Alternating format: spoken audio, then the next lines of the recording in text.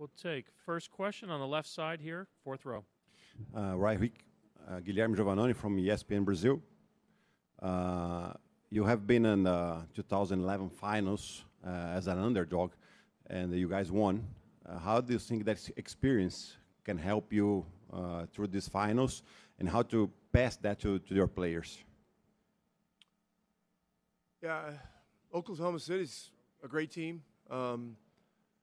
and yeah, we're aware what's expected here, and so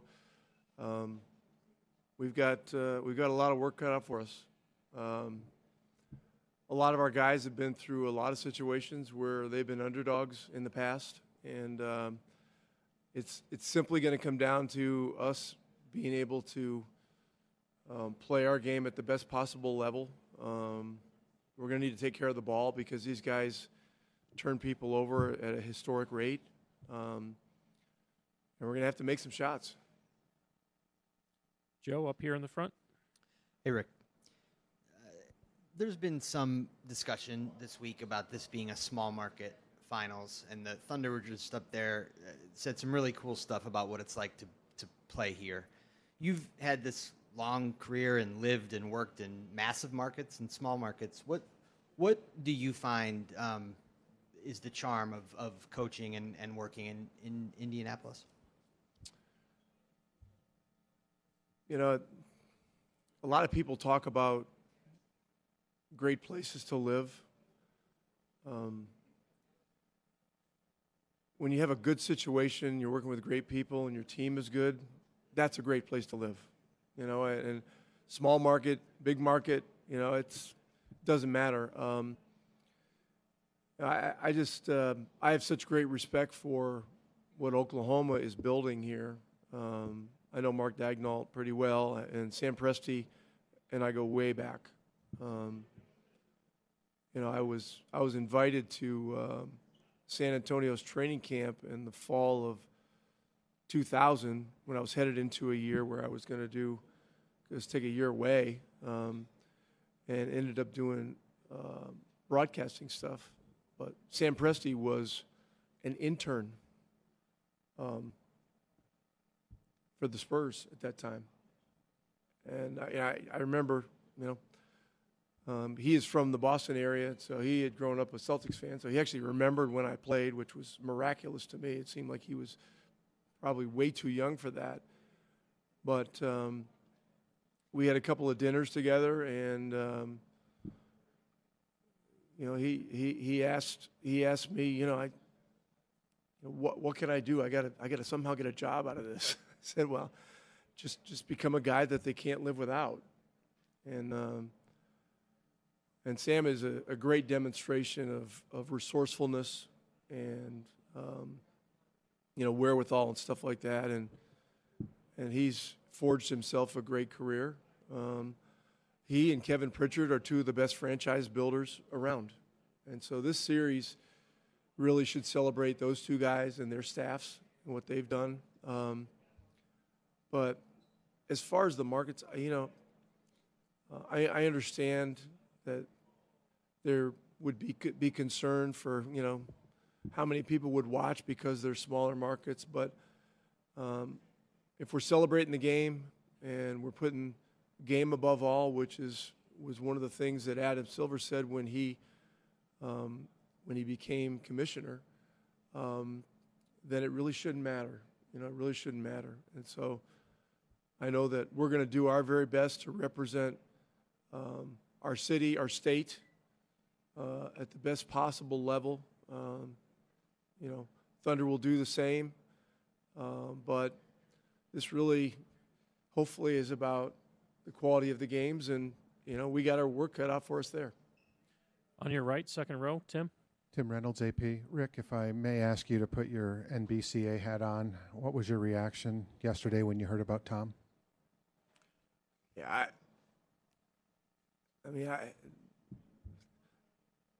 I get asked frequently about these things, and I always say shocked, you know, and then sometimes you get numb and you're not shocked, but you know, the Knicks have such a unique situation with so much attention and such a large fan base and such a worldwide following. It's one of the most difficult jobs to take. The guys that have been most successful, Red Holtzman, Pat Riley, Jeff Van Gundy, Rick Pitino had a short run, but a very effective run. And then, there were a lot of lean years, and Tibbs went in there and changed so much. And so you look at all that, and then what happened yesterday, and when I first saw it, it came over one of the internet. I thought it was one of those fake AI things, that there's no way possible, and I know how the players feel about him too, and so there's not much else to say. I mean, teams and ownership can make these decisions unilaterally, and it's their right to do that, and so. Tom will certainly be fine. I don't think he's going to have any problem finding his next job. It's just going to depend on when he's ready to jump back in again. But I have great respect for Tibbs. I go back with him a very long way, and so I was surprised. One follow, as you gave the anecdote yesterday of driving from Lisbon to Ogdensburg, as probably the only other guy in the room who's been to both Lisbon and Ogdensburg. I feel like I can ask this. Wow. Yeah. Well, where you're from, guys don't go to the NBA. It doesn't produce NBA players. Jimmy Howard had a great career as a goalie in the National Hockey League. He's from Ogdensburg. Yes, but not the NBA. No, it's. Were you ever dissuaded when you were like, this is the path I want to go down? I want to play at Maine. I want to play at Virginia. I want to play big-time basketball. Did you ever think, no, I can't because nobody here has done it? How did you get past all that?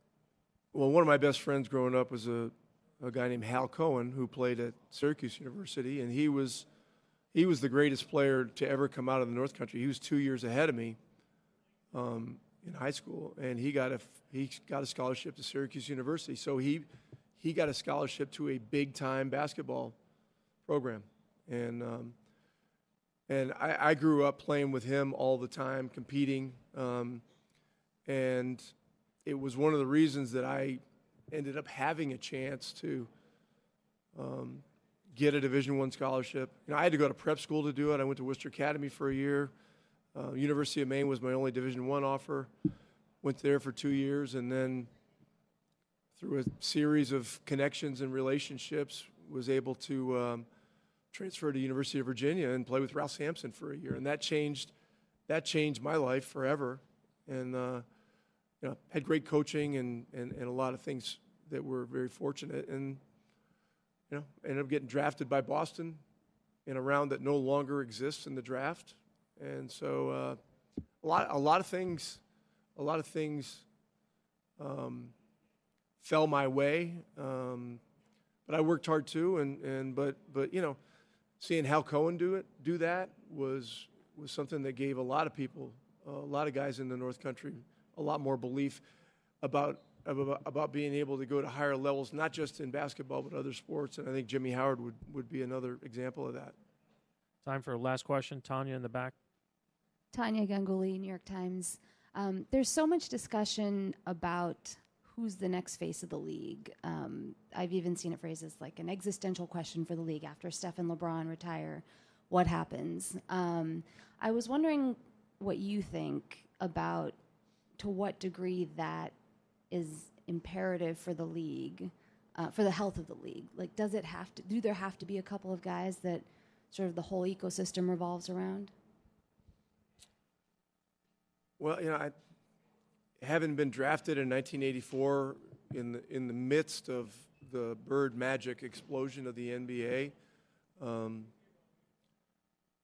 think people would assume that it was Larry and Magic, and then it was Michael Jordan for a few years, and then but things are changing.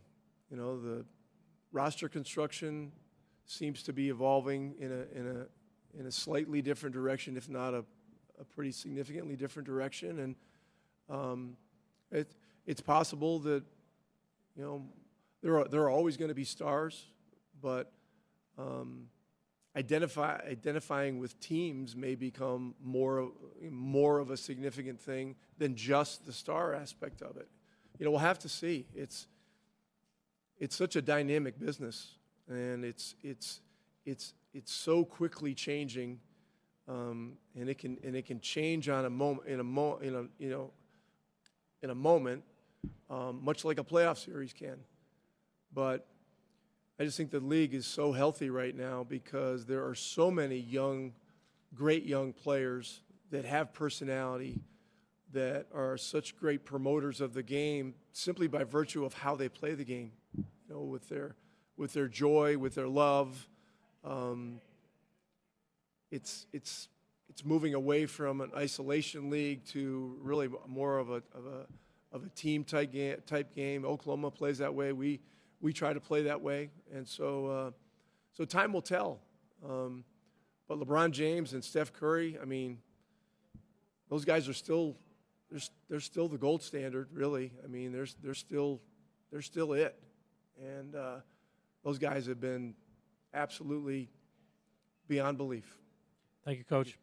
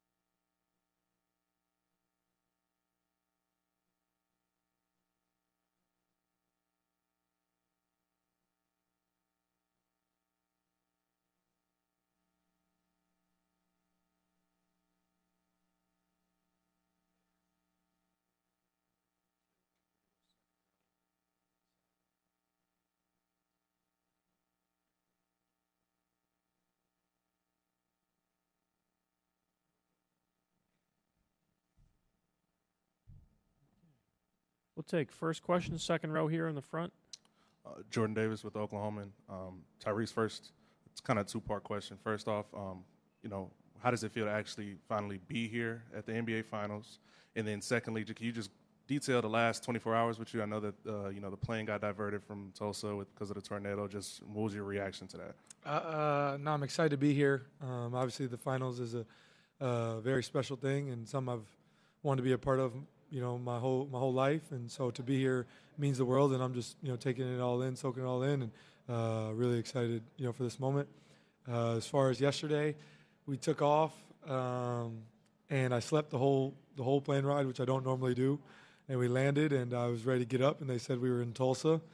We sat there for another hour, and then we took off again and felt like we were in the air again for another hour and a half. We didn't land here until time we landed 7, which normally would be 8 back home. So it's a 5-hour travel day. We might as well just travel to Portland or something. But yeah, no, it was a long travel day. But what can you do? You can't. None of us can control the weather.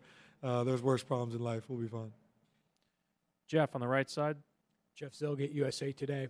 Tyrese, you guys have faced some pretty talented point guards in the playoffs. You get another one here. I was wondering, when you watch Shai during the regular season, do you watch it as someone you might be competing against in a situation like this? Are you able to look at his game from purely I enjoy basketball perspective? And what are some of those thoughts you have when you do watch him play? Yeah, I think all the above. You have to watch him and understand you're in the same league. So, of course, you're going to have to compete against him at some point. What he's been able to do this year has been amazing. He's an amazing player, the MVP of our league, rightfully so for a reason. And I think we're looking forward to the challenge of competing against him and this whole group for that matter. So it's going to be a lot of fun. They're a great team, well coached. He's an amazing player, and it's going to be a fun series. Standing over here on the left. What's up, man? Jeremy Kane, NBA player correspondent. My question is, being a lead point guard in the NBA, how do you balance attacking the basket, being aggressive for yourself, but also managing passing to others and making sure everybody's involved? Yeah, I think there's ebbs and flows to it. There's never a consistent right answer. I'm at my best when I'm obviously more aggressive, but I think every game calls for something different. And I'm not perfect. I have bad games, and I'll have a game where I shoot 5 shots and I pass the ball too much, and I'll have a game where I shoot too much and probably could have passed a little more. So there's no right or wrong answer, and I think the best thing to do is just learn from experience. And not like I'm a vet or OG or anything. I'm in year 5, but I just try to learn as much as I can from these experiences, to help me, as my career goes forward. On your right, Mark Spears. Mark Spears, ESPN's Landscape. Congratulations. Appreciate it. Just talk about what your dad has meant to you. I know he's gotten a lot of news in the other direction, but what has he meant to you in your basketball journey and also as a father? Yeah, obviously my relationship with my pops is well documented. He means the world to me. He's been my biggest fan my whole life. My dad doesn't think that I can do any wrong. He thinks my whole life he's always said I'm the best. I'm going to be the best. And, we have a very close relationship growing up. My dad got laid off when I was in elementary school, so I lived down the road from the elementary and the middle school, and so I would make my dad drive me every day, and that was just how we connected. And then growing up, he started working third shift, so my only real time to connect with him was in the morning. We would watch, Sports Center or whatever together in the morning before he would drop me off at school and sleep for the rest of the day until he had to ref or whatever the case was. So me and my dad are really close, and obviously that's well documented. I'm excited that he's going to be, in the building, and the NBA has allowed him, to be back, in Indy as well. And I think that the commentary around my dad, I think, got a little ridiculous, and of course I'm going to say that I'm his son, and it got a little over the top. He was wrong, and that is what it is. And I don't think any of us want to be defined by our worst moments, and that's just sports media. Sometimes we just take a super good thing or a super bad thing and overblow it, and it is what it is. But he's learned from it, and it won't happen again. But love my pops dearly, and really thankful that he's going to be in the building, and along with me on this journey. Back left. Michael Pina, The Ringer. Tyrese, what makes Alex Caruso such an effective defender on and then even more so off the ball? I think he's just got a great basketball mind. He's got a really high IQ as a defender, and just as a basketball player in general. It seems like he's always in the right spots. And then I saw a Zach LaVine interview the other day where he called him like a crash dummy. He's just willing to put his body in so many different places and just do whatever it takes to win. And he's a great player. And last year, my last couple of years having to deal with him in Chicago, I was glad he was out of our division, and here we are again. So definitely excited to compete against him and this whole team. Tim on the right, the front.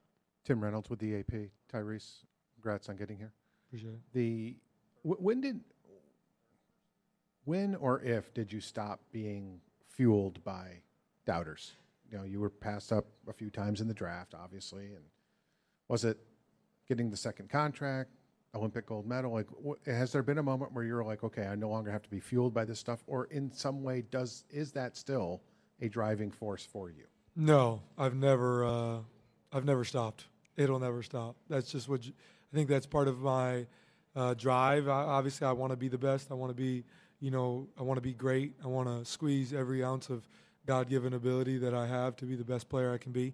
But any doubt is always good for me. I love to hear that stuff, and I'll continue to tell you guys in certain moments that it doesn't matter what people say, but it matters, and I enjoy it.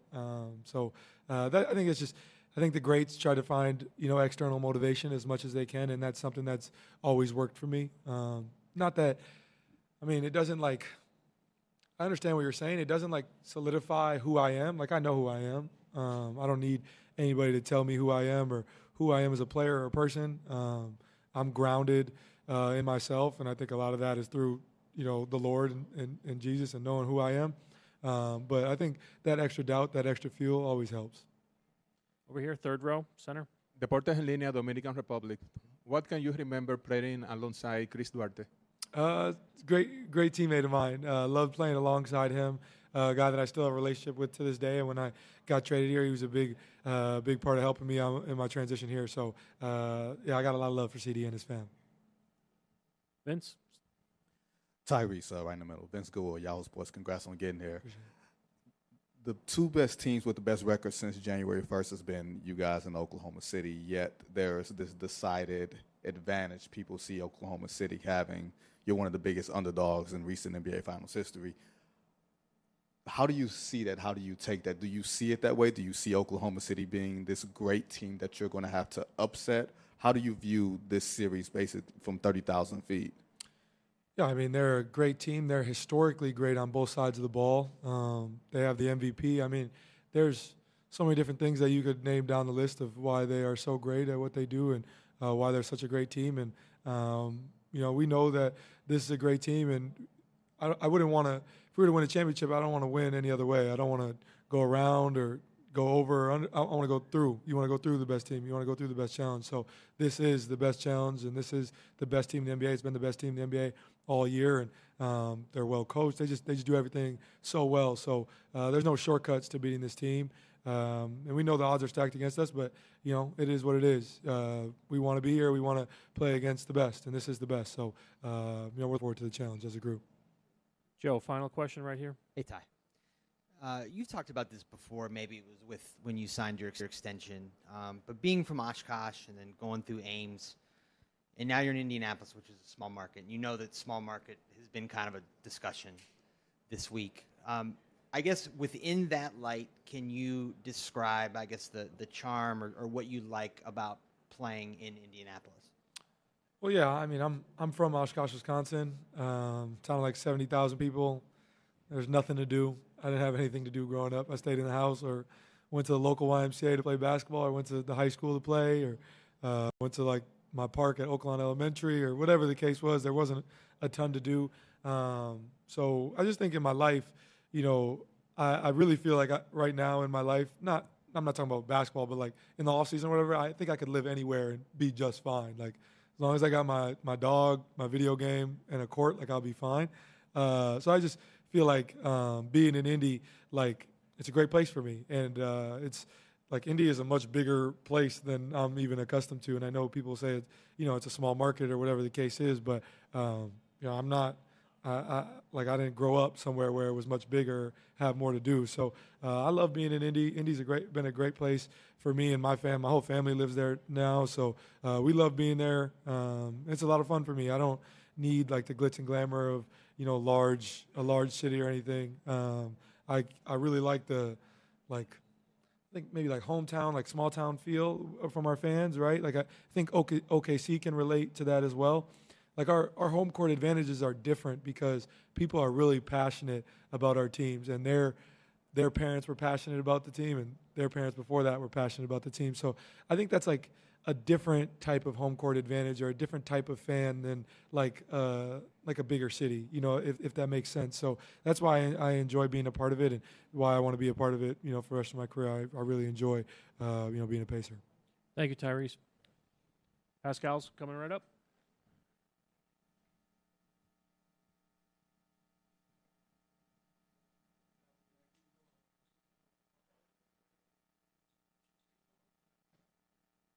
Yes.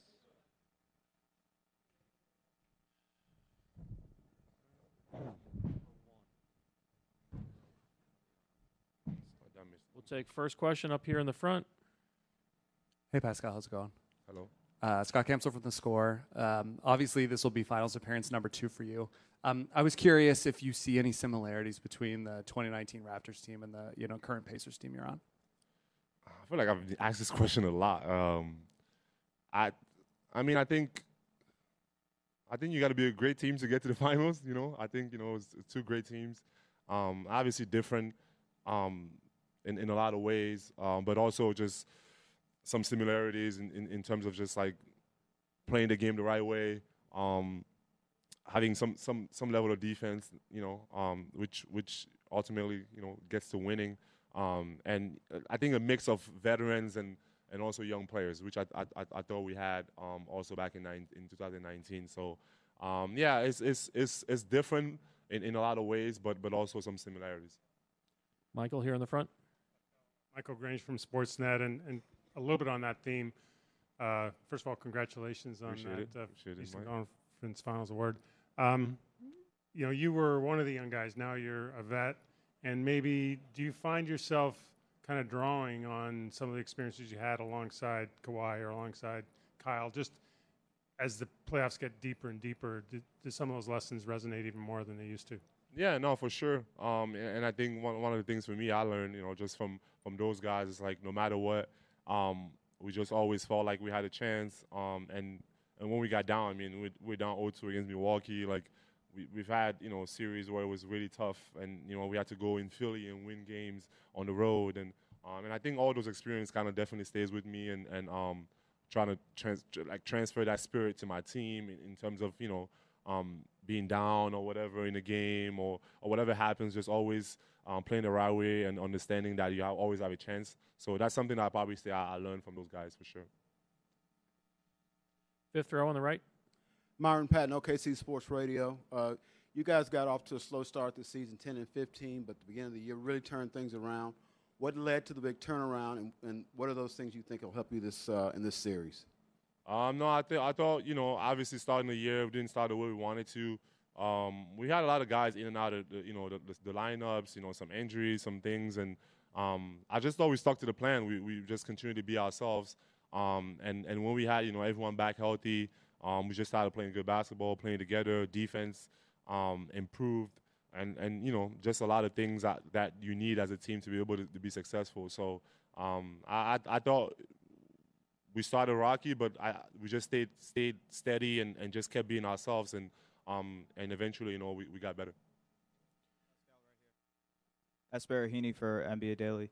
A lot of people are asking about the 2019 finals, but it's been 6 seasons since then, and I'm wondering for yourself, that journey that you've had from that first finals run to now this one, what have you learned about yourself and your game and how you've developed over the last 6 years? Yeah, it's been an incredible journey, I would say. A lot of tough times for sure, and just learning from adversity. I thought it just wasn't kind of always pretty, which I think made me who I am. And just being in this moment now